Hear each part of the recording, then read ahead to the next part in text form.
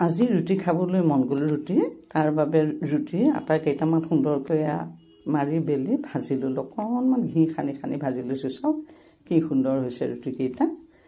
তাৰ পিছতে কি কৰিলো ৰাতি আকৌ মটৰ কেইটামান তিয়াই সুন্দৰকৈ ধুই পখালি থলো এতিয়া সিজালো আৰু আলু এটাও কাটিলো সুন্দৰকৈ সম্ভাৰ দি ললো তেল মাৰি ললো মছলা অকণমানো দিছো আকৌ দি পেলাই ললো তাৰ পিছতে আপোনালোক যদি মোৰ চেনেলটোলৈ প্ৰথমবাৰ আহিছে তেতিয়ালে প্লিজ সাবস্ক্ৰাইব মাই এটো যে টেষ্টি কিচেন ইয়াতে আকৌ এই পিয়াজ দুসকলো কাটি দিলো অনিয়ন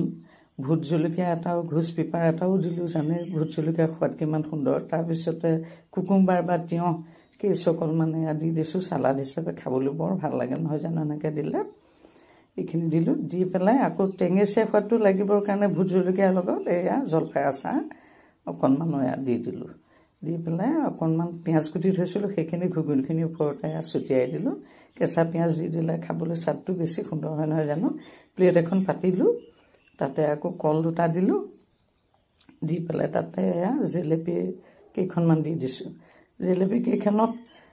লগত খাবৰ কাৰণে কাপকো গাখীৰৰ চাহ বনালো সুন্দৰকৈ সব কি সুন্দৰ হৈছে চাহকাপ বৰ সুন্দৰ এটা ৰেচিপি বৰ জুতি লগা আমিও খাম আপোনালোকেও বনাই খাব আকৌ আৰু এটা নতুন ৰেচিপি লৈ আপোনালোকৰ মাজলৈ আহি আছো আৰু আজিলৈ সামৰিলো ইমানতে ধন্যবাদ